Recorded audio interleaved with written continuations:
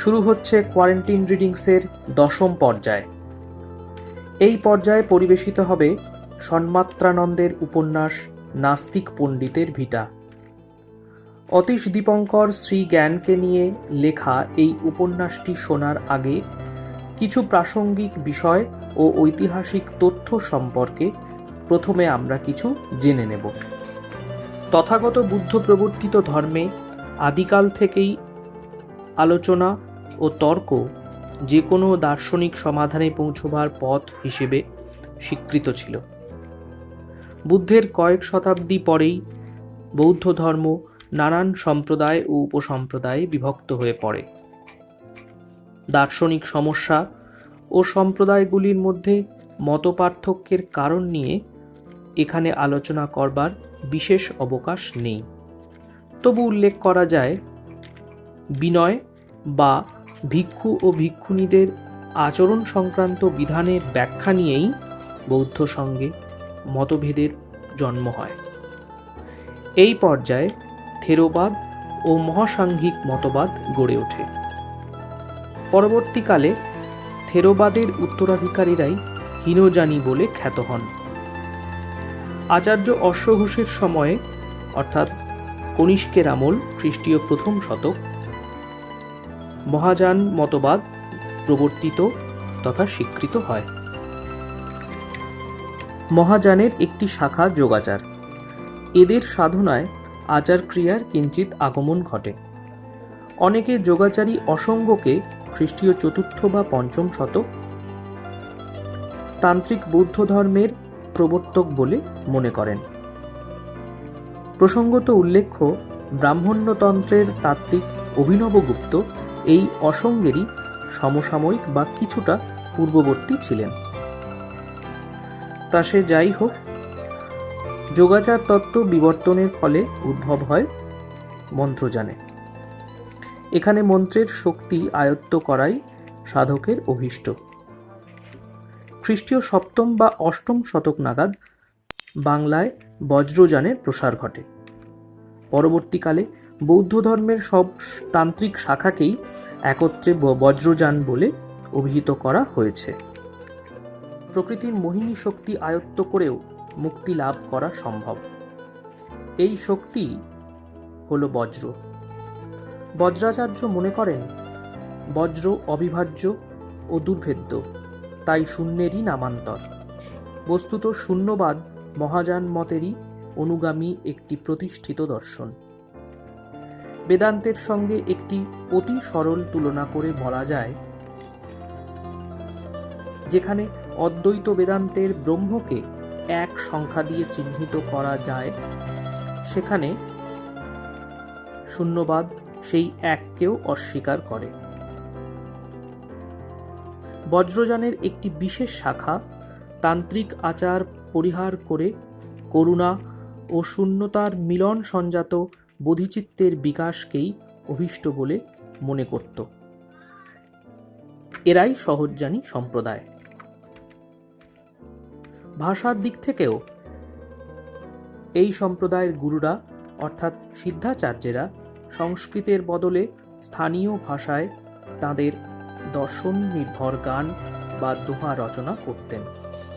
তান্ত্রিক বৌদ্ধ ধর্মের আরেকটি শাখা মূলত নেপাল ও কাশ্মীরে জনপ্রিয় হয় ও খ্রিস্টীয় 11 শতক নাগাদ তিব্বতে পৌঁছয়। এই মতে কালচক্র অর্থাৎ সময় বৃত্তের প্রভাব থেকে রক্ষা পেতে ও অন্যকে রক্ষা করতে সাধক নিজেকে কালচক্রের উপরে প্রতিষ্ঠা করেন। এই মতের অনুগামীরাই ভীষণ দর্শন কালবুদ্ধের ও অন্যান্য মূর্তির পরিকল্পনা করে। তিব্বতী সময় গণনা পদ্ধতি অনুযায়ী কালচক্র হল 60 বছরের সমান কালখণ্ডের পুনরাবৃত্তি। তদনুসারে জল অশ্ব বর্ষে অর্থাৎ 982 খ্রিস্টাব্দে অতীশ দীপঙ্করের জন্ম হয় বিক্রমণীপুর বা বিক্রমপুরের বজ্রযোগিনী গ্রামে ও মৃত্যু হয় কাষ্ঠ অশ্ব বর্ষে অর্থাৎ 1054 খ্রিস্টাব্দে হিমবন্ত বা তিব্বতে। জানা যায় তিনি রাজ পরিবারের সন্তান ছিলেন। তিব্বতী ভাষ্য অনুযায়ী রাজা কল্যাণশ্রী ও প্রভাবতী বা শ্রীপ্রভার মধ্যম সন্তান চন্দ্রগর্ভই পরবর্তীকালে দীপঙ্কর নামে খ্যাত হন।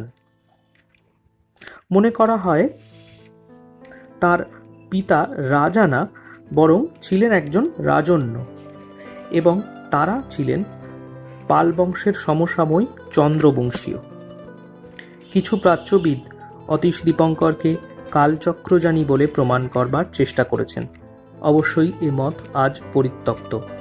তার বোধিপথ প্রদীপ গ্রন্থে তন্ত্র পরিহারের সপক্ষে স্পষ্ট উপদেশ রয়েছে।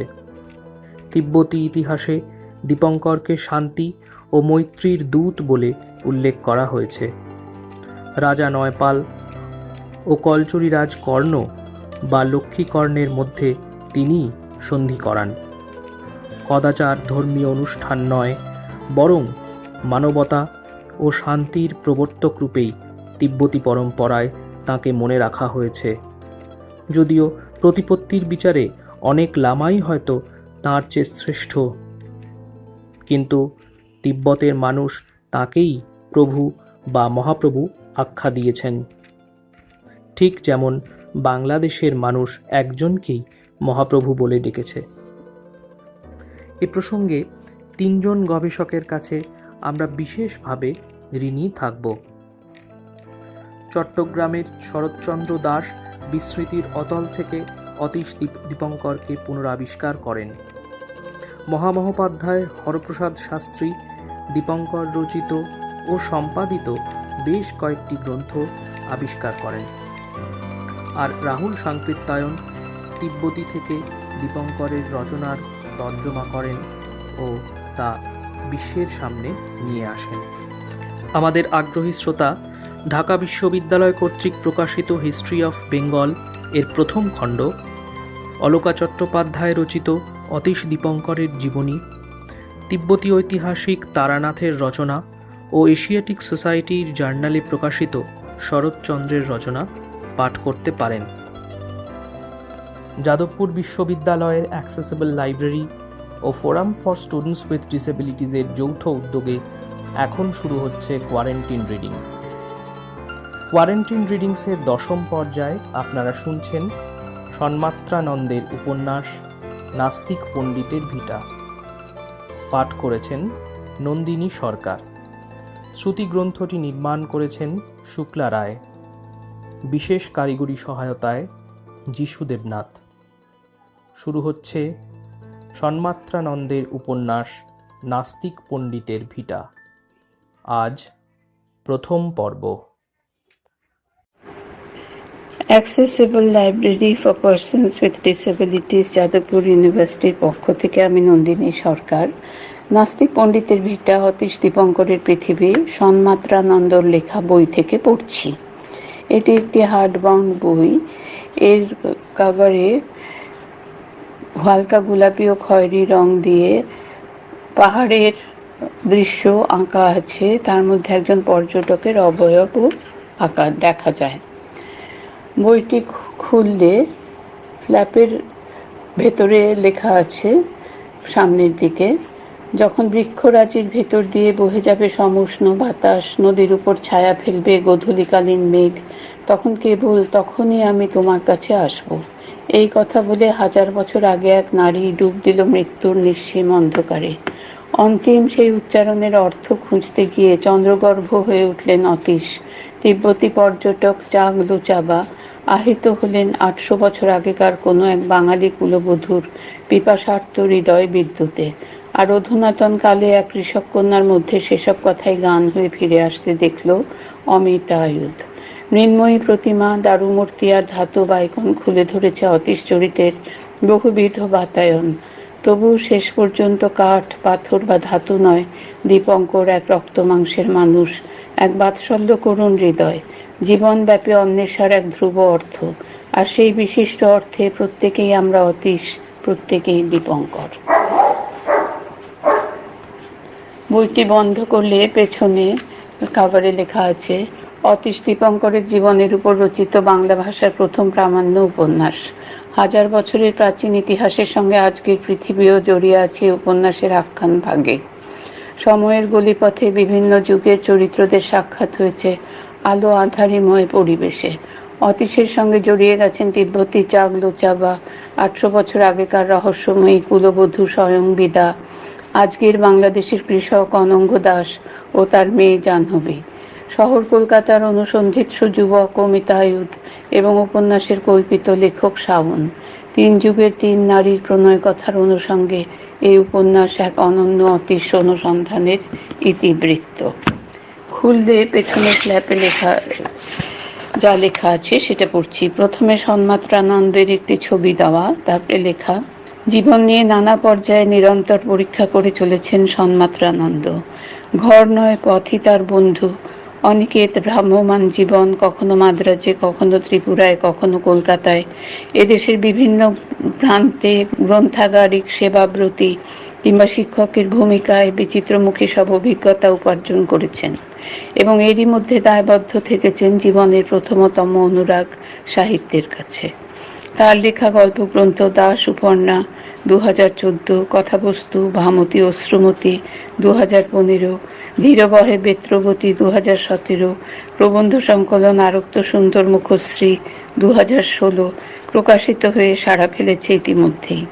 পাশাপাশি পশ্চিমবঙ্গ ও পূর্বোত্তর ভারতের বিভিন্ন সাহিত্যপত্রে তার গল্প প্রবন্ধ প্রকাশিত হয়ে চলেছে। বর্তমানের উপন্যাস নাস্তিক পণ্ডিতের ভিটা তা সুদীর্ঘ এক দর্শকব্যাপী চর্চা, চিন্তন ও গবেষণার ফসল।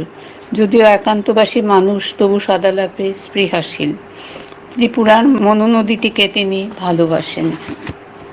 বইটির প্রথম পৃষ্ঠায় লেখা নাস্তিক পণ্ডিতের ভিটা, দ্বিতীয় পৃষ্ঠা ব্ল্যাঙ্ক, তারপরের পৃষ্ঠায় নাস্তিক পণ্ডিতের ভিটা, অতীশ দীপঙ্করের পৃথিবী, সন্মাত্রানন্দ, নিচে ধানসিঁড়ি।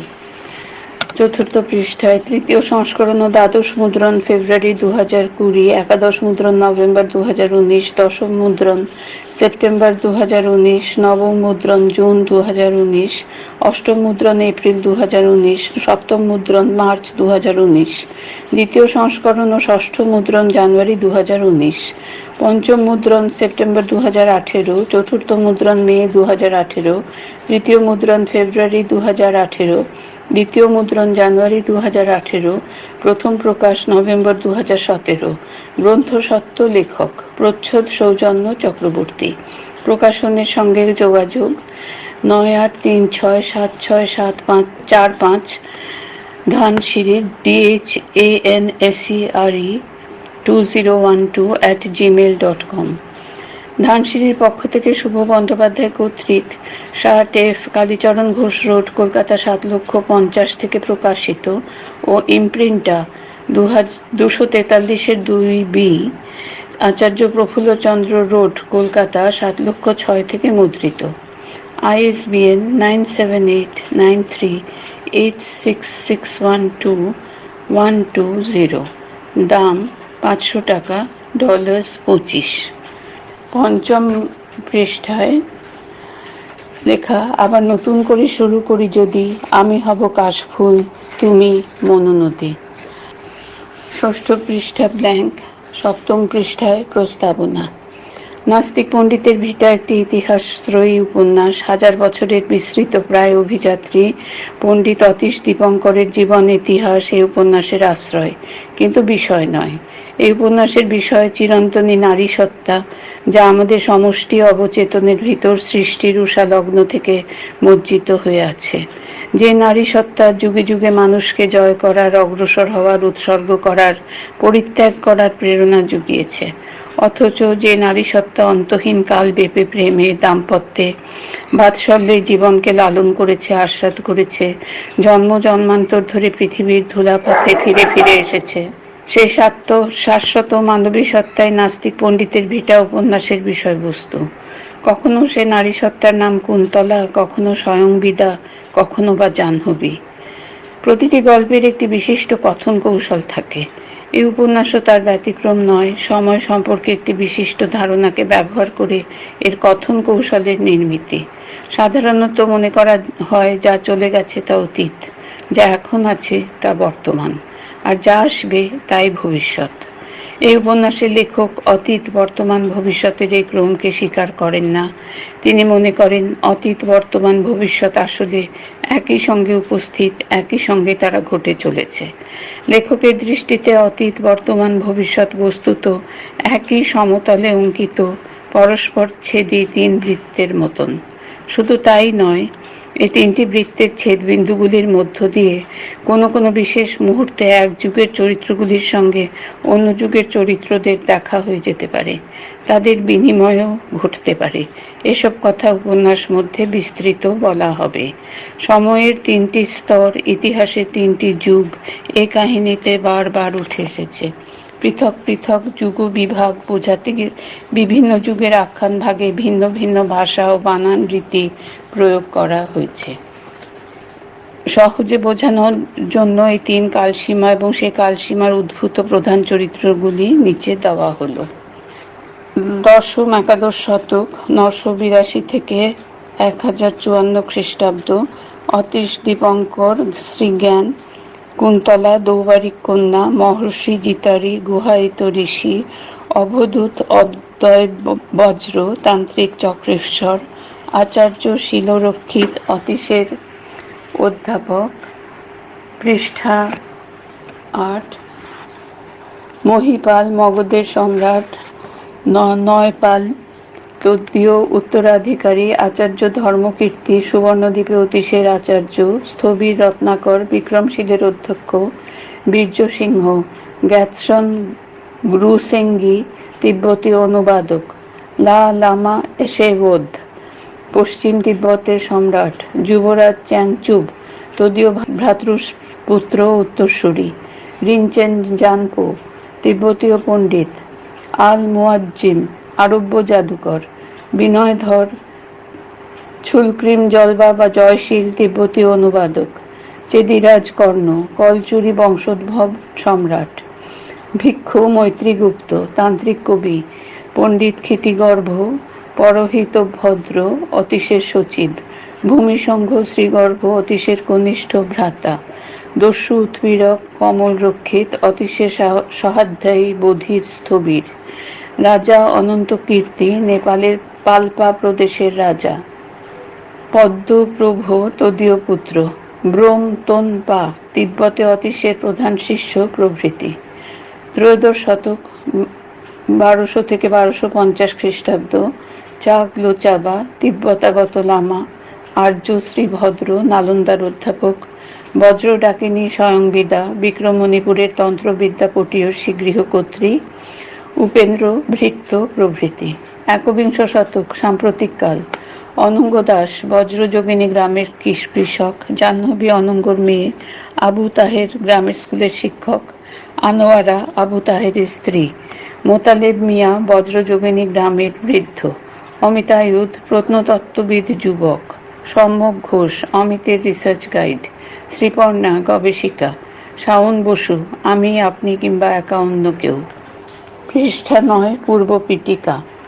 এই যে টিলাটি থেকে এক্ষুনি নেমে আসছি আমরা, এই মুহূর্তে এই টিলার উল্টো পিঠ বেয়ে উঠে আসছেন হয়তো বিস্তৃত যুগের মানুষেরা, আমাদের অতীত পূর্বপুরুষেরা।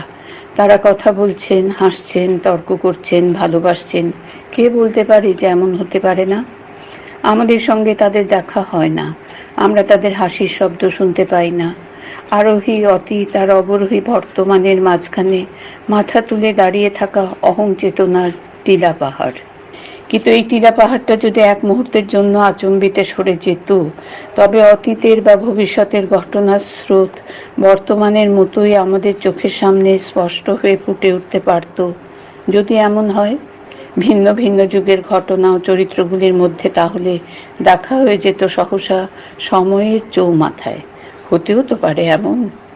হয়তো একদিন বনের এই পথটা দিয়ে বিকেলবেলায় হাঁটতে হাঁটতে আপনি অবাক হয়ে দেখবেন পুকুরটার পাড়ে অর্জুন গাছটার নিচে কবেকার একটা রথ, অদূরে সোনার রেকাব জিঞ্জির পরানো, সদ্য বলগামুক্ত একটি শ্বেত রথাশ্ব, আধো মানুষ সমান ঘাসের জঙ্গলে শান্ত ভঙ্গিমায় বিচরণ করছে, অথবা শ্যাওলা পড়া মজা পুকুরের ঘাটের রানার উপর হয়তো আচম্বিতে ধরা পড়তে পারে বিগত যুগের এমন একটা সঙ্গোপন দৃশ্য।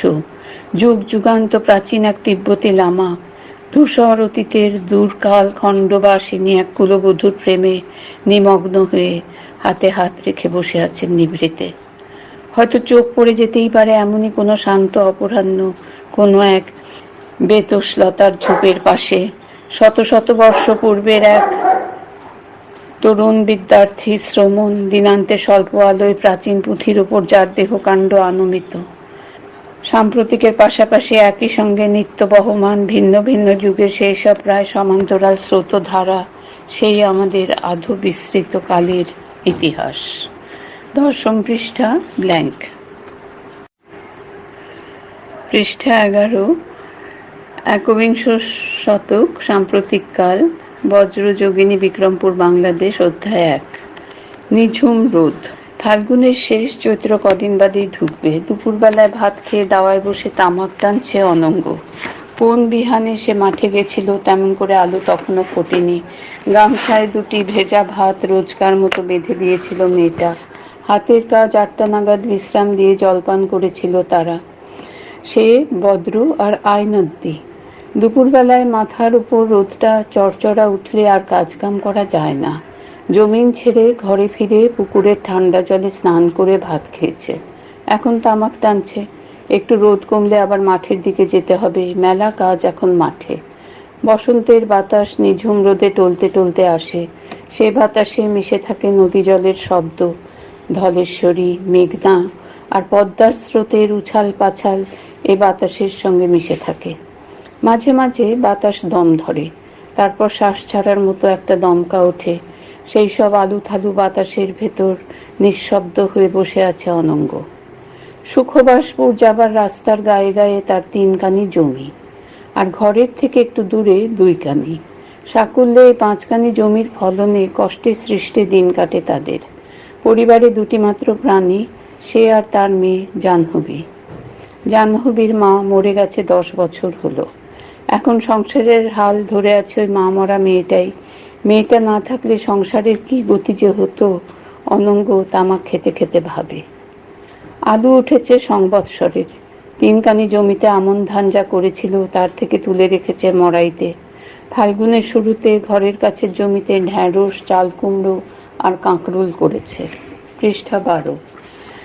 এখন যেসব সবজির দেখভাল করা পোকায় না ধরে, ছায়া যেন পরিমাণ মতো লাগে, গ্রীষ্মের সবজি লাজুক লতা বউয়ের মতো, একটু রোদ উঠলেই ঝামড়ে যায়। ওদিকে সুখবাসপুরের রাস্তার ধারের মাঠ এখন শূন্য, রুক্ষ নাড়া হাঁ করে চেয়ে আছে। কাঠের পিঁড়ি টানার শব্দে অনঙ্গ ঘাড় ঘুরিয়ে দেখে, বাঁশের বেড়া দেওয়া হেঁসেলের মেঝেতে জাহ্নবী খেতে বসেছে। ভেজা চুলের রাশ পিঠের উপর ছড়ানো, একটা হাঁটুর উপর ঘাড় হেলিয়ে বসেছে।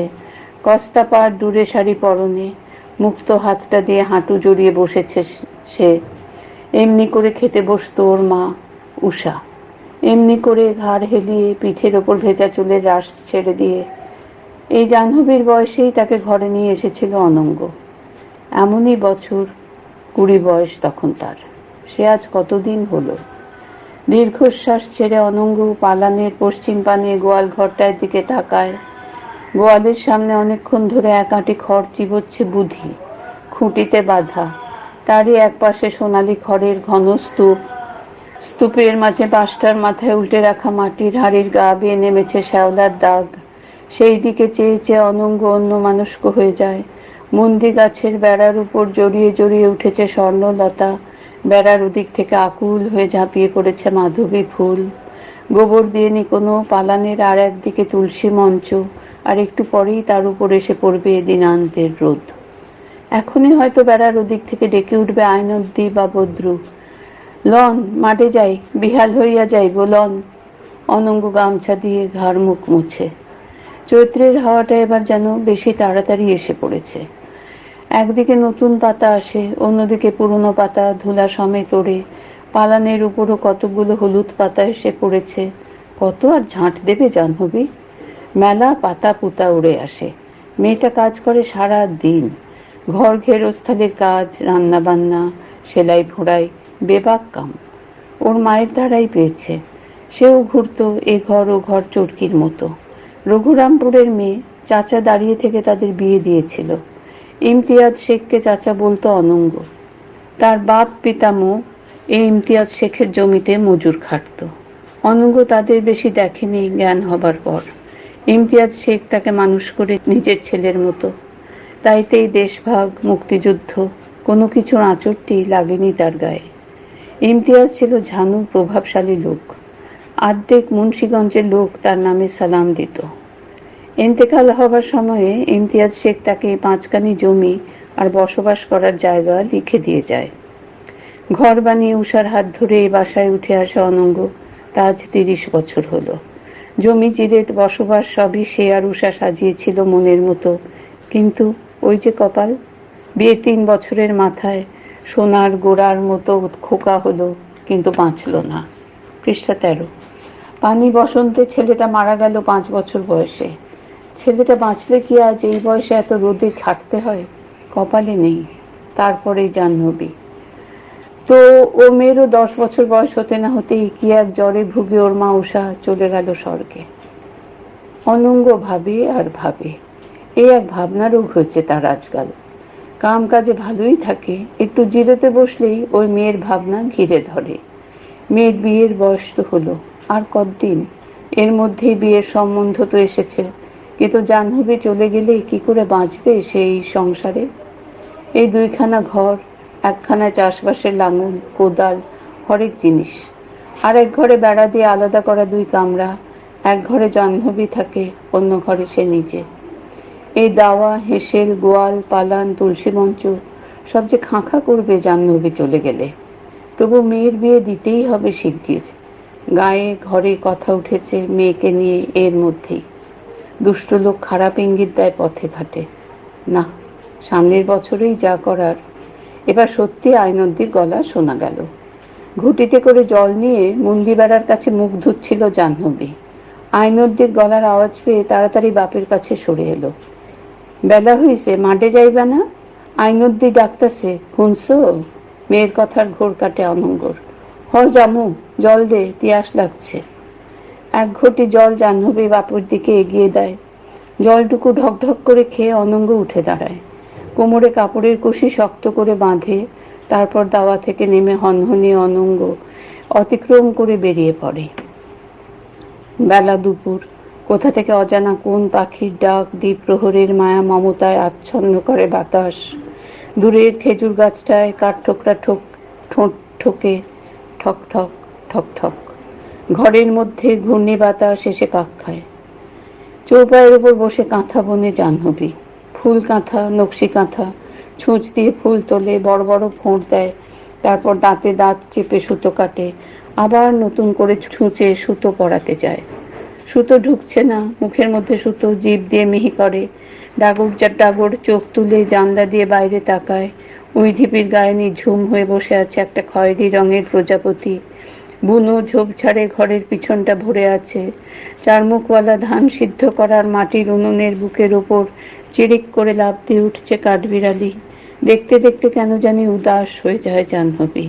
তারপর হঠাৎ কাঁথা সরিয়ে উঠে দাঁড়ায়, ঘর থেকে বেরিয়ে আসে পায়ে পায়ে। পৃষ্ঠা 14। ঘরের পেছনের দিকে খিড়কি দরজা, খিল খুলে বেরিয়ে আসে সে। এই পায়ে চলা পথটা জল জংলার মধ্য দিয়ে চলে গেছে পুকুর ঘাটে। আশাওড়া, সজনে, জারুল গাছের ঝুপসি ছায়া। প্রথম বসন্তের ছোঁয়া পেয়ে জারুল গাছের সারা দেহ জুড়ে বেরিয়ে আসছে তেলাকুচা রঙের পাতা। সজনের ফুল সাদা হয়ে আছে গাছগুলায়, কোনোটায় ডাঁটা এসে গেছে। জঙ্গলের ভেতর আলো করে রেখেছে ভাঁট ফুল। পুটুস ফুলগুলোর হলুদ মাথা বাতাসে এদিক সেদিক দুলছে। ছায়া ভরা পথ পেয়ে জাহ্নবী আপন মনে হাঁটতে হাঁটতে গুনগুন করে কি একটা গান গায়। রঘুরামপুরে মামার বাড়িতে গিয়েছিল গত বৈশাখ মাসে। যাত্রা দেখেছিল সেবার। সেই যাত্রার গান। সুরটা মনে আছে, কথা সব ভালো মনে নেই। খেজুর গাছের মাজা দিয়ে বাঁধানো পুকুর ঘাট, এইখানে এসে বসে জাহ্নবী। পুকুরের জল লাল সরপরা, কতদিনের পুকুর এটা, সংস্কার হয় না, মজে গেছে। মাঝে মাঝে চাঁদা আর সরপুঁটি মাছেরা ঘাই মারে। তা না হলে নিস্তরঙ্গ মেটে রঙের জল। পুকুরের পাড়ে জড়িয়ে মরিয়ে উঠেছে গাছগুলি।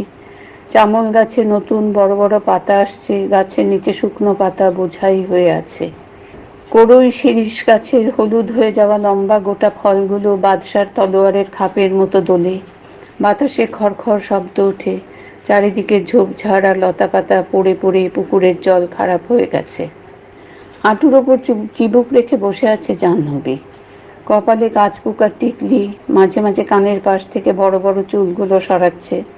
নাক বিধিয়েছে ছোটবেলায়, মায়ের তুলে রাখা নাকফুল বেসর নাকের পাটা বেষ্টন করে আছে।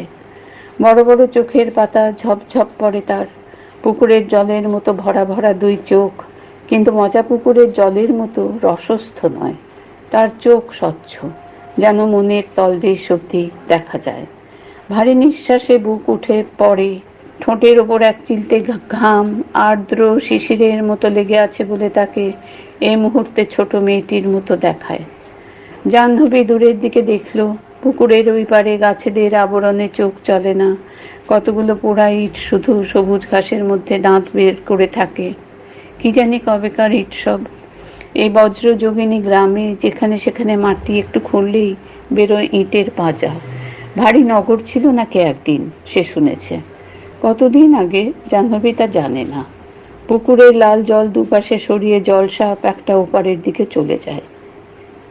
মাকে আবছা মতন মনে পড়ে তার এখন। মায়ের মুখ ক্রমশ আবছা হয়ে এসেছে। এই পুকুর ঘাটে বাসন মাজতে আসতো মা, গা ধুতো। খেজুরের মাজা দিয়ে বানানো ঘাটের উপর ভেজা পায়ের ছাপ ফেলে ঘরে চলে যেত। মায়ের সঙ্গে সেও কতদিন এই পুকুরে স্নান করতে এসেছে। মা বলতো, তোর যখন বিয়া হইব এই পুকুরে নাওয়ামু তরে। গায়ে হলুদের সুন নাওয়ায়া জানছো, চাঁদের লাহান পোলার লগে তোর বিয়া দিবনে। পৃষ্ঠা 15। মা চলে যাওয়ার পর থেকেই তার বাপ বিমনা। খেতে মাঠে কাজকাম করে, বাকি বাদ উদাস হয়ে থাকে। বয়সও হয়েছে। সুভাষপুরে রাস্তার লাগোয়া জমিনে সারাদিন খাটে। সেই জমিনের গায়ে একটা মাটির ঢিপি। এখানকার লোকে বলে নাস্তিক পণ্ডিতের ভিটা। কতদিন আগে সেখানে নাকি এক রাজার ছেলে খুব লেখাপড়া করে দেশ বিদেশ ছাড়িয়ে কোন উদিশে চলে যায়। সেই ভিটার উপর বছর 10 হলো কারা জানি এসে একটা চাঁদুয়ার মতো মণ্ডপ বসিয়ে গেছে। সামনে দুটো কেশর ফলানো পাথরের সিংহ। মেলা লোক হয়েছিল। কে জানি পণ্ডিতরা।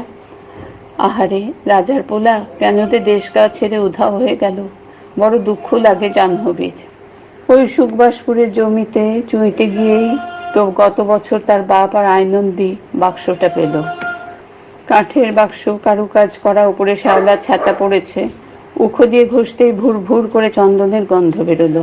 একটা জং ধরা কবজায় চার দিয়ে খুলেছিল জাহ্নবী। কি এক তারা তালপাতার পুঁথি, একটা তসবির মালা, যেমন মালা দিয়ে মৌলানারা আল্লাহর নাম জপ করে সেই রকম। আর ধাতুর তৈরি ছোট একটা মূর্তি। কি ঠাকুর? লক্ষ্মী না, দুর্গা না, গণেশ না, তেমন দেবী মূর্তি জাহ্নবী কখনো দেখেনি। বজ্রযোগিনী স্কুলে 8 অবধি পড়েছে সে। ঘরে অনেক কাজ, স্কুলে যেতে পারে না, তাই পড়া ছেড়ে দেয়। সেই স্কুলের ইংরেজির মাস্টার দাড়িওয়ালা আবু তাহের বাবার কাছে আসতো। বাবা এই অঞ্চলের পুরনো লোক। সেদিন সন্ধেবেলা বাক্সটা দেখাতেই আবু তাহের বাবাকে বলে কয়ে বাক্সটা নিয়ে যায়। এর দাম নাকি অনেক। কদিন পর এসে বলেছিল, বাবাকে টাকাও দিতে চেয়েছিল, বাবা নেয়নি। তাদের কি কথা হয়েছিল জাহ্নবী শুনতে পায়নি। হেসেলে ছিল সে। চা দিতে গিয়ে শুনল বাবা বলছে, পণ্ডিতের জিনিস লইয়া আমি কি করুম, টেহাও লমু না। কি মূল্য আমি বুঝি না। আমরা চাষা ভুষা মানুষ, পণ্ডিতের বাক্স লইয়া লেহাপড়া করুক পুলাপান, টেহা আমি লমু না। মাইয়াডার বিয়া শাদী হইয়া গেলে। এরপর আর কথা শোনার অপেক্ষা না করে তাড়াতাড়ি গায়ে আঁচল টেনে হেসেলে চলে এসেছিল জাহ্নবী। বিয়ে তার বোধহয় হবে না কখনো। সে চলে গেলে বাবাকে দেখবে কে? পায়ের নখ দিয়ে সে ঘাটলার মাটি খোঁচায়। বাবাকে তার অসহায় শিশুর মতো মনে হয় যেন, যা হাত পুড়িয়ে রেঁধে দেয় তাই খায়। গামছায় করে মুড়ি মুড়কি জলপান বেঁধে দেয়, বাবা মাঠে নিয়ে যায়। সে ছাড়া বাবা বাঁচবে কেমনে? বাবা শুধু কী সব ভাবে আজকাল আকাশ পাতাল। আবু তাহের স্যার কি জানি আরও কি বলেছিল সেদিন বাবাকে। সেই থেকে বাবা জাহ্নবীকে দেখলেই গম্ভীর হয়ে যায়। জাহ্নবী এক বুক দীর্ঘশ্বাস ছাড়ে। জলের ওপর একটু দূরে ঘাসের মাথায় একটা ফড়িং এসে বসেছে। অন্যমনস্ক হয়ে জাহ্নবী ঘাটের পাশ থেকে খোলামকুচি তুলে নিয়ে ওই দিকে ছুঁড়ল। পুকুরের মধ্যে গুপ করে ঢিলটা ডুবে গেল। পৃষ্ঠা 16। লাল সরপড়া জল কাঁপল। ভারী ঢেউ উঠে গম্ভীরভাবে ওই পাড়ের দিকে ধেয়ে গেল। আর তখনই বিপরীত পাড়ের দিক থেকে হঠাৎ আরেকটা ঢিল এসে টুপ করে পড়ল জলের মধ্যে। কে কে রে ওপার থেকে ঢিল ছড়ে? জাহ্নবী অবাক উত্তেজনায় উঠে দাঁড়ায়। কোনো মন্দলোক নাকি? ওপারের ঘাস জঙ্গল আকন্দ ঝাড়ের আড়ালে বসে জাহ্নবীকে লুকিয়ে দেখছে। গাছ থেকে একটা ডাল ভেঙে নিয়ে পুকুরের পাড় দিয়ে দেখতে গেল জাহ্নবী। কিন্তু না, কেউ তো নেই, কিচ্ছু নেই। শুনশান করছে দুপুর। শুধু উদাস করা সুরে সেই পাখিটা অবিরাম ডেকে চলেছে। পুকুরের বুকে এখনো দুটো ঢিলের বিপরীতমুখী অভিঘাতে ঢেউগুলো উঠছে পড়ছে। ভয় পেয়ে জাহ্নবী তাড়াতাড়ি ঘরে যাবার পথে উঠে গেল। তবু মনের মধ্যে প্রশ্নটা খচখচ করতে লাগলো, ওদিক থেকে ঢিলটা আসলে ছুঁড়ল কে?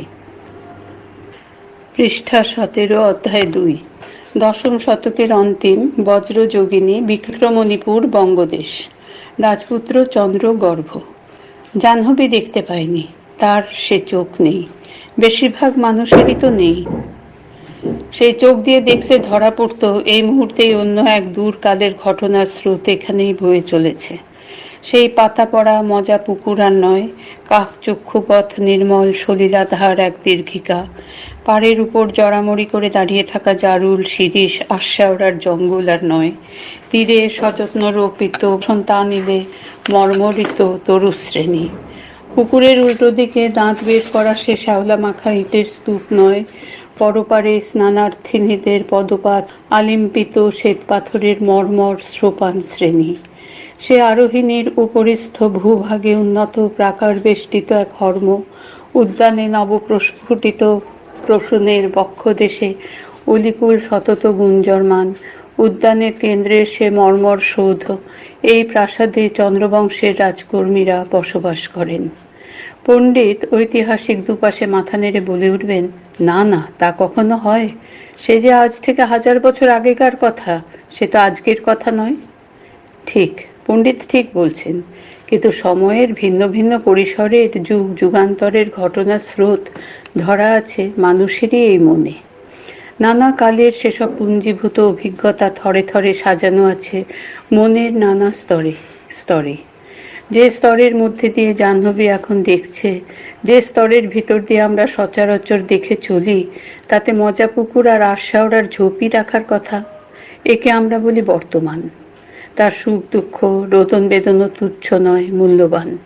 কিন্তু মানব মনেরই অন্য স্তরের মধ্য দিয়ে যদি দেখি, জাহ্নবী যদি দেখতে পেত, তবে 1000 বছর আগে সেসব অভিজ্ঞতার স্রোত মনে হতো পাশের বাড়ির ঘটনা।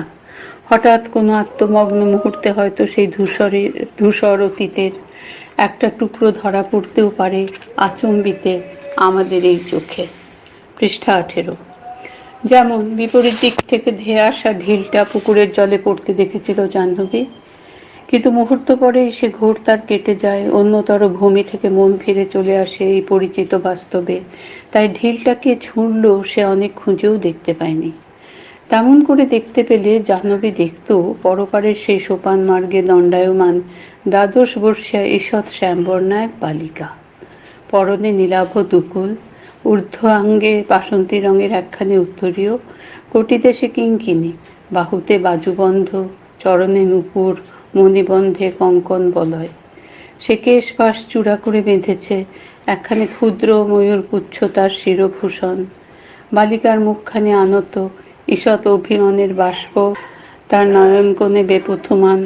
অদূরে দণ্ডায়মান 17 প্রায় বয়ক্রমের এক কিশোর, তপ্ত কাঞ্চন বর্ণাভা, বলিষ্ঠ ঋজু সেই কিশোরের দেহকাণ্ড ঈষৎ কৌতুকে ও জেদে পশ্চাৎ দিকে ধাবমান, মুখ ও চিবুক সামান্য সাচীকৃত, উন্নত ললাট, প্রতিভাদীপ্ত মুখশ্রী, আর্দ্র কোমল আয়তচক্ষুতে কৌতুকের দীপ্তি, সুসংবদ্ধ অধরষ্ঠ অনমনীয় দৃঢ় ব্যঞ্জক, অথচ গণ্ডদেশে রমণীসুলভ কারুণ্য ও মমতার ভাব। নদী তীরে নবাঙ্কুরিত শস্পের ন্যায় শ্বশ্রুগুম্ফের কমনীয় আভাস কিশোরের মুখাবয়বকে স্নেহাকর্ষী করেছে। কিশোরের পরনে রক্তভাস, গাত্রে পীত উত্তরীয়, কর্ণে কুণ্ডল ও অলঙ্কারাদি রাজোচিত। সদ্য বল্গামুক্ত রাজকীয় অশ্বটি উদ্যানের তৃণভূমিতে শান্ত গতিতে বিচরণ করছে।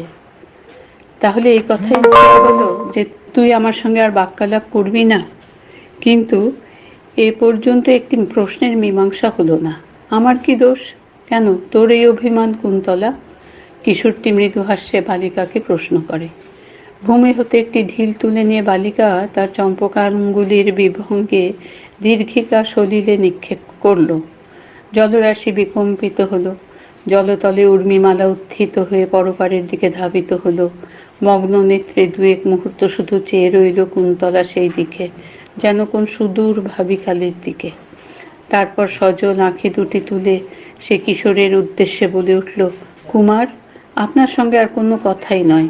আপনি প্রতিশ্রুতি ভঙ্গের জন্য দায়ী। প্রতিশ্রুতি? কিসের প্রতিশ্রুতি? গ্রীবাভঙ্গি করে কুন্তলা বলে চলে, আহা, তা মনেও আর নেই? আমি কিয়দ্দিবস পূর্বে জনান্তিকে বলেছিলাম আপনাকে আমি চন্দ্রগর্ভ বলে আর সম্বোধন করব না। আমার পিতা অসন্তুষ্ট হন। আপনাকে প্রথানুযায়ী কুমার বা রাজপুত্র বলেই সম্বোধন করব। আপনি প্রতিশ্রুত ছিলেন আপনি সেই সম্বোধনে আপত্তি করবেন না, অথচ গতকাল পিতার সমীপে আপনাকে কুমার বলে সম্বোধন করা মাত্র আপনি অট্টহাস্য করে উঠলেন। তদুপরি পিতার সম্মুখে বললেন, কুন্তলে, আমাকে রাজকীয় সম্বোধন করো না, চন্দ্রগর্ভ বলেই ডেকো। পৃষ্ঠা 19। কথার শেষ ভাগে বালিকা চন্দ্রগর্ভের কণ্ঠস্বর অনুকরণ করে অপূর্ব মুখভঙ্গি করল। তার সে ভঙ্গিমায় চন্দ্রগর্ভ হা হা করে হেসে উঠল। অদূরে বিচরণরত অশ্বটি একবার গ্রীবা উন্নত করে উত্তেজিতভাবে রাজপুত্রের দিকে তাকালো। পর মুহূর্তে সশব্দে নিঃশ্বাস ফেলল। অশ্বের সে বিচিত্র ব্যবহার দর্শন করে কুন্তলাও অভিমান বিস্মৃত হয়ে না হেসে পারল না। এই সরল বালক বালিকার কলহাস্য মুখরিত বসন্ত অপরাহ্ন ধীরে ধীরে সায়াহ্নে উপনীত হয়।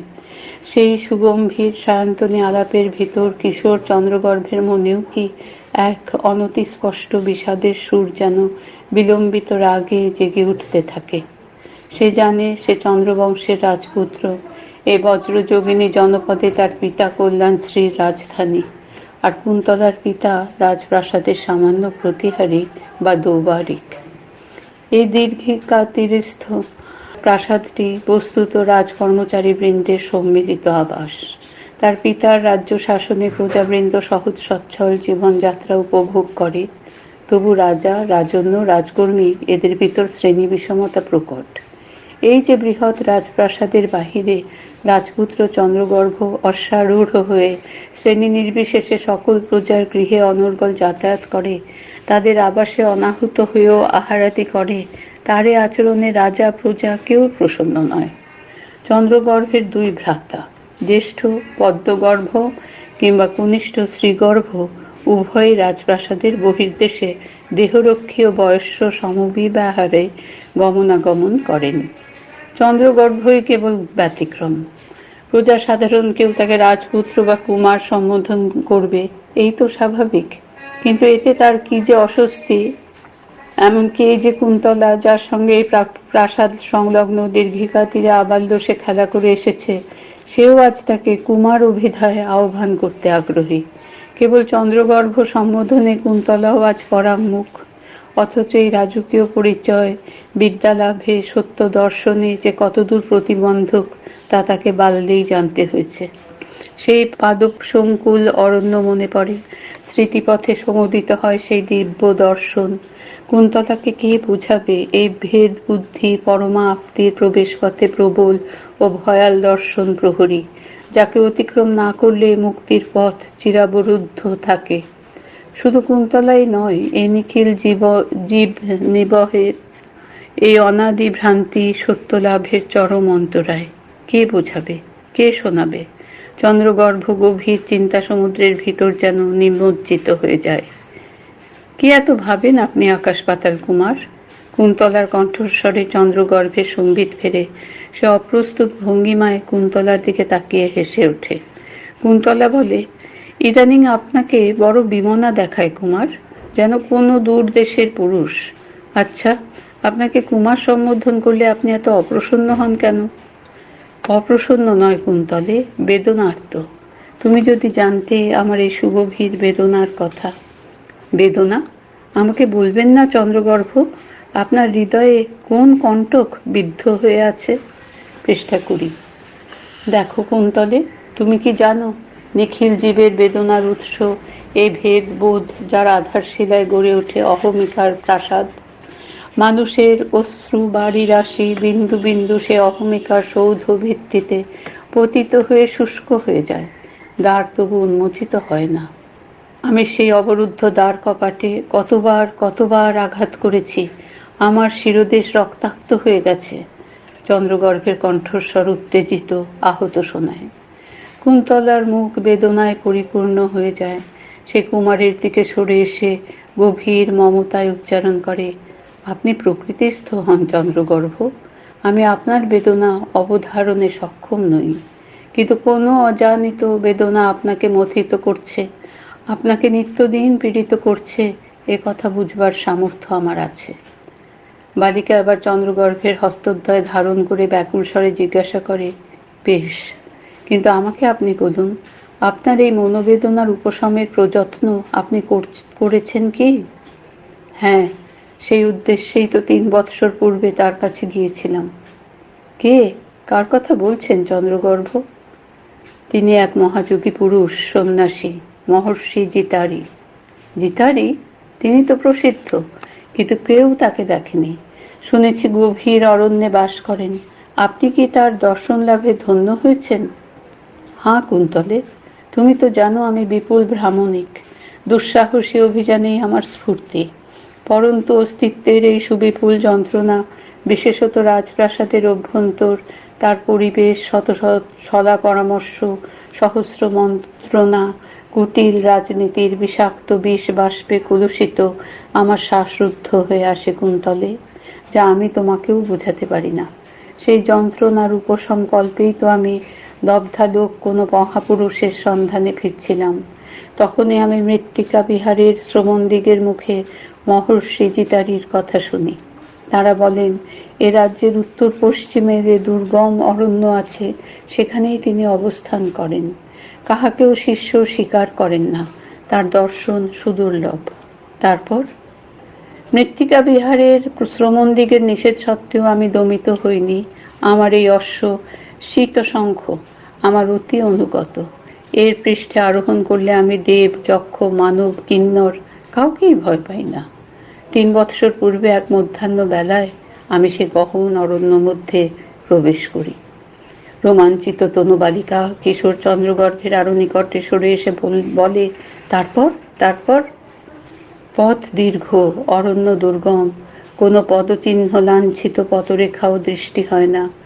আমার ধারণা হয় আমাকে গভীরতর অটবি মধ্যে প্রবেশ করতে হবে। উপরন্তু যত দুর্গম প্রদেশই হোক, মহর্ষি জিতারির অবস্থানের সন্নিকটে নিশ্চিত জলের কোনো উৎস থাকবে। পৃষ্ঠা 21। সলিল ব্যতীত জীবন ধারণ অসম্ভব, অতএব এইরূপ কোনো স্থানই আমি অন্বেষণ করছিলাম। আপনি বুদ্ধিমান, কিন্তু কুমার, যোগীগণ শুনেছি অলৌকিক শক্তি সম্পন্ন। প্রয়োজনীয় জল যদি তিনি অলৌকিক শক্তি বলে উৎপাদন করে থাকেন, তবে এই এক সমস্যা তোমাদের কুন্তলে। আমি মাটি বিহারের ভিক্ষুদেরও বোঝাতে পারিনি যে জিতারি একজন মানুষ, তিনি ঐন্দ্রজালিক নন। অসাধারণ মানুষ হলেও তার জীবন নির্বাহ প্রাকৃতিক উপায়ে সম্ভব নয়। আর যিনি সিদ্ধ যোগী, অলৌকিক শক্তিসমূহ তিনি সত্যই পরিহার করেন। আহা, আমার ন্যায় ক্ষুদ্র বালিকার প্রগল্ভতায় বিরক্ত হবেন না চন্দ্রগর্ভ। বলুন, তারপর কি হলো? বহু স্থলে অশ্ব পরিচালনায় অসুবিধা হচ্ছিল।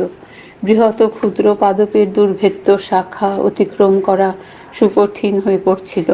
শীতশঙ্খ প্রবল বেগে শ্বাস নিচ্ছিল। আমিও শীত পরিপ্লুত। অরণ্যের ভিতর অন্ধকার প্রগাঢ় হয়ে উঠছিল। বিষাক্ত সর্প এবং ভয়াল দর্শন আরণ্যক প্রাণী বারংবার আমাদের পন্থা অতিক্রম করে যাচ্ছিল। আমি অশিকোষ মুক্ত করে সাবধানে সে নিগূঢ় তমসার ভেতর যেন চক্ষু প্রজ্বলিত করে অগ্রসর হচ্ছিলাম। কয়েক দণ্ড অতিক্রান্ত হলো। প্রত্যাবর্তনের ইচ্ছা যে হচ্ছিল না তা নয়, কিন্তু বিরুদ্ধ চিন্তা অন্তরে উদিত হওয়া মাত্রই সেই চিন্তাকে তিরস্কার করছিলাম। অবশেষে হা ক্লান্ত, ছিন্নবেশ, বিক্ষত গাত্র, অসহায় অবস্থায় যেন স্বপ্নের ভেতর দূরস্থ কোনো স্থান হতে জলপতনের শব্দ শুনতে পেলাম। নদী? না, নির্ঝরিণী। শতভল্ল দূরে এক নাতি বিপুল নাতিরস্য জলধারা সমুন্নত ভূভাগ হতে নিম্নে পতিত হচ্ছে। তার শিকড় বিন্দু আমার আননে কপলে কপালে স্পর্শ করা মাত্র এতক্ষণের শ্রম এক মুহূর্তে বিদরিত হলো। শীতশঙ্খ আর অপেক্ষা মাত্র না করে সেই জলপানে উদ্যত হলো। নির্ঝর সলিলে আমার বেশভূষা আসিক্ত হয়ে গেল। শিরদেশ হতে উষ্ণীষ উন্মোচিত করে সেই বস্ত্রখণ্ড দ্বারা শীতশঙ্খকে একটি বৃহৎ বনস্পতির কাণ্ডে গ্রন্থিত করলাম। তারপর ইতস্তত পর্যবেক্ষণ করে সমীপস্থ গিরিগাত্রে যেন একটি বিবৃত বিবর চোখে পড়ল। দেখলাম ওই গহ্বরে উপনীত হবার উপায়স্বরূপ গিরিগাত্রে একটি সর্পিল পন্থা বিলম্বিত আছে। এই কি তবে মহর্ষি জিতারির গুহামুখ? সর্পিল পথ পেয়ে কিয়ৎকাল আরোহণ করে আমি গুহার সমীপস্থ হলাম। গুহার সম্মুখ ভাগে দণ্ডায়মান অবস্থায় কিছুই দৃষ্টিগোচর হলো না, প্রগাঢ় তমিশ্রা। তারপর অন্ধকারে দৃষ্টি কিঞ্চিত সহজাবস্থা প্রাপ্ত হলো। সংকীর্ণ গুহাপথে অগ্রসর হবার পর যেন সহসা একটি অপ্রশস্ত কক্ষে উপনীত হলাম। পর্বত গহ্বরের কোনো একটি ব্যবধান পথে দিনের শেষ রশ্মিশেখা গুহা মধ্যে আপতিত হচ্ছে। সে অপার্থিব প্রায় আলোকে দেখলাম মহর্ষি জিতারি। পৃষ্ঠা 22। চন্দ্রগর্ভ উত্তর দিল, হাঁ, কিন্তু প্রথমে আমি তা অনুভব করতে পারিনি। মনে হলো অস্পষ্ট আলোকের মধ্যে যেন একটি আলেখ্য স্পর্শন দর্শন করছি। গুহাবাসের ভূতল হতে সামান্য উত্থিত একটি প্রস্তর বেদির উপর শীর্ণদেহ এক শান্ত ধ্যান মূর্তি, সম্পূর্ণ নগ্ন, পদ্মাসনে উপবিষ্ট, মুদ্রিত নেত্র, প্রশান্ত আনন্দ বিকচ কমলের ন্যায় প্রফুল্ল, জটাপাশ বক্ষের উপর বিলম্বিত, কৃশ অথচ ঋজু দেহকাণ্ডের উপর সে প্রসন্ন বদন যেন উন্নত দীপাধারের উপর স্থাপিত জ্যোতির্ময় প্রদীপের মতো ভাস্বর। গুহাগাত্রের অপ্রশস্ত ব্যবধান পথে আগত দিনকর সে নির্বিকার মহাপুরুষের চরণ প্রান্তে আপতিত হয়ে যেন আনত প্রণাম জানাচ্ছে। ইনি জিতারি, মহর্ষি জিতারি। আমিও আনত ভঙ্গিমায় তাকে অভিবাদন জানালাম। মুগ্ধ বিস্ময়ে কুন্তলাও কৃতাঞ্জলি পুটে তার উদ্দেশ্যে নমস্কার নিবেদন করল। তারপর মৃদুস্বরে বলল, তিনি কি আপনার সঙ্গে বাক বিনিময় করলেন না? চন্দ্রগর্ভ উত্তর দিল, হাঁ। কিয়ৎকাল পরে তার মুদ্রিত নেত্র পদ্মের বিশুষ্ক দলের ন্যায় মৃদুকম্পিত হতে লাগল। ধীরে ধীরে নয়ন উন্মিলন করে নত নেত্রে তিনি আমার প্রতি দৃষ্টিপাত করলেন। এমন দৃষ্টি আমি পূর্বে কখনো দেখিনি। জননীর অপেক্ষাও স্নেহ কোমল, অথচ কি অনপেক্ষ স্বাধীন সেই দৃষ্টি। নেত্র তারা প্রায় স্থির, যেন সে অন্তর্ভেদী দৃষ্টি দিয়ে তিনি আমার সত্তার সুগভীর প্রদেশে আমাকেই অবলোকন করে ফিরছেন। আমার অন্তরস্থ যুগ যুগ সঞ্চিত সংস্কার রাশি যেন সেই দৃষ্টির সম্মুখে আলোড়িত হচ্ছে এবং কমনীয় করুণার স্পর্শে এ সকল চিন্তারাশি আদৃত, রূপান্তরিত, শুশ্রূষা প্রাপ্ত হচ্ছে। শিশু যেমন স্তন্যপানের পর মাতৃপক্ষে মহাশান্তিতে সুপ্তিমগ্ন হয়, আমিও তেমনি এক প্রশান্ত শান্তি নিলয়ে মজ্জিত হচ্ছিলাম। সে মহাশক্তির প্রান্ত দেশে উপনীত আমার চেতনা সহসা এক গম্ভীর সুরময় কণ্ঠস্বরে জাগ্রত হলো। তুমি কে? কি পরিচয়? সহজাবস্থা প্রাপ্ত হতে আমার কিঞ্চিত বিলম্ব হলো। প্রশ্ন দ্বিতীয়বার উচ্চারিত হলো, তুমি কে? কি পরিচয়? আমি কে? কি আমার পরিচয়? আমি মূঢ়বৎ উত্তর দিলাম, আমি রাজপুত্র চন্দ্রগর্ভ। আমার পিতা এই দেশের রাজা কল্যাণশ্রী, আমার জননী প্রভাবতী। মহাপুরুষ মৃদুহাস্য করে দৃঢ় অবিকম্পিত স্বরে বললেন, এখানে কোনো রাজা নাই, প্রজা নাই, প্রভু নাই, ভৃত্য নাই। তুমি যদি এই দেশের শাসকের পুত্র হও তবে এখনই চলে যাও। আমাদের ভিতর রাজা, প্রজা, প্রভু, ভৃত্যের কোনো সম্বন্ধ নাই। আমি লজ্জায় অধঃপতন হলাম। হায়, আমি এ কি করলাম? আমি পন্থার অনুদেশ প্রার্থী, আমি তো এখানে রাজপুত্র রূপে আসিনি। আমার নয়নদয় শোচনা বাষ্পে সিক্ত হয়ে উঠল। পৃষ্ঠা 23। অন্তর্দৃষ্টি সম্পূর্ণ মহাপুরুষ আমার অনুতাপ অনুভব করে সস্নেহে আমাকে নিকটে আহ্বান করলেন। আমি তার ক্রোড়ের ওপর শিরোদেশ স্থাপন করলাম। আহত কুন্তলা ব্যাকুল স্বরে প্রশ্ন করল, তিনি কি আপনাকে গ্রহণ করলেন না? স্বপ্নকাল তুষ্ণী ভাব অবলম্বন করে ধীরে ধীরে আত্মমগ্ন স্বরে চন্দ্রগর্ভ বলতে লাগলো, তিনি আমার কেশ মধ্যে তার স্নেহ কোমল করাঙ্গুলি সঞ্চালন করছিলেন। আমি তার স্নেহাবিষ্ট কণ্ঠস্বর শুনতে পেলাম। তিনি অস্ফুটে বলছেন, তা তো কোন কোন অন্তর্বেদনা তোমাকে দিবারাত্র দগ্ধ করছে আমি তা জানি। এত অল্প বয়সে ভুবন ভরায় ব্যথার উৎস তুমি অনুভব করলে কি প্রকারে, সেও এক বিস্ময়। বলো কিশোর, তোমার অভিমানের কথা বলো। আমি বাষ্পাকুল কণ্ঠে বললাম, পৃথিবীতে প্রেম নামক একটি শব্দ মাত্র আছে ভগবান, কিন্তু তার বাস্তব অর্থ নাই। সংগ্রাম আছে, ক্ষুদ্র সুখ আছে, বিপুল দুঃখ আছে, অভিযান আছে, রাজ্য জয় আছে, কিন্তু প্রেম নাই। হৃদয়ে হৃদয়ে সংযোগ সাধনের কোনো সূত্র নাই, তন্তু নাই। জল বেষ্টিত পৃথক পৃথক রক্ত কুমুদের মতো মনুষ্যকুল ও জীবকুলের হৃদয়গুলি বিচ্ছিন্নভাবে সংসারের জলতলে ভাসমান। তিনি ধীর কণ্ঠে বললেন, সে সকল রক্ত কুমুদ একই উৎস থেকে বিকশিত চন্দ্রগর্ভ, কিন্তু সে উৎস জলের গভীর দেশে লুক্কায়িত। সেই উৎস বিজ্ঞপ্তি মাত্রতা। আমি বললাম, কি উপায়ে সে উৎসের উপলব্ধি হয় ভগবান? তিনি বললেন, অহমিকা পরিত্যাগ করো চন্দ্রগর্ভ, রাজপ্রাসাদের সঙ্গে সম্পর্ক পরিত্যাগ করো, সেই উৎসের অনুসন্ধান করো, সেই অনুসন্ধানে নিজেকে বিপন্ন করো। এই কথা বলে তিনি পুনরায় গভীর ধ্যানের মধ্যে ডুবে গেলেন। কয়েক মুহূর্ত মধ্যে তাঁর বাহ্য সংজ্ঞা অবলুপ্ত হয়ে গেল। যে পন্থায় সেখানে যাত্রা করেছিলাম সেই পন্থায় আমি ভারাক্রান্ত হৃদয়ে প্রাসাদে প্রত্যাবর্তন করলাম, কিন্তু জীবন হতে সকল শান্তি মুকুলিত হওয়ার পূর্বেই ঝরে গেল। চন্দ্রগর্ভ নীরব হল। সন্ধ্যার তরল অন্ধকার সে সোপান শ্রেণী দীর্ঘিকার জলতল কানন ও প্রাসাদের শীর্ষকে আবৃত করেছে। সে সুগম্ভীর অন্ধকারের ভিতর স্তব্ধ মুগ্ধ বালিকা কুন্তলার যেন মনে হলো এই সুপরিচিত কিশোর চন্দ্রগর্ভ যেন কত সুদূর, কত দুর্গেয়। অথচ কি আশ্চর্য তার পৃথিবী, কি অনির্ণেয় তার আরক্ত বেদনা, কি অনপনেয় তার অনুসন্ধান। নিকট অথচ সুদূর এ ব্যথাতুর কিশোরের জন্য স্নেহকরুণ বালিকার অধস্ফুট মাতৃহৃদয় সন্ধ্যার অন্ধকারে ছল ছল ছল ছল করতে লাগলো। তারপর সে সোপান শ্রেণী, সে বালিকা কুন্তলার, সে কিশোর চন্দ্রগর্ভ যুগান্তের সান্দ্র অন্ধকারের ভিতর কোথায় যেন মিলিয়ে গেল। মন্দির বেড়ায় ঘেরা অনঙ্গ দাসের ভিটে জাহ্নবী তখন তুলসী মঞ্চে সন্ধ্যার প্রদীপ দেখিয়ে সবে মাত্র শাঁখে ফুঁ দিয়েছে।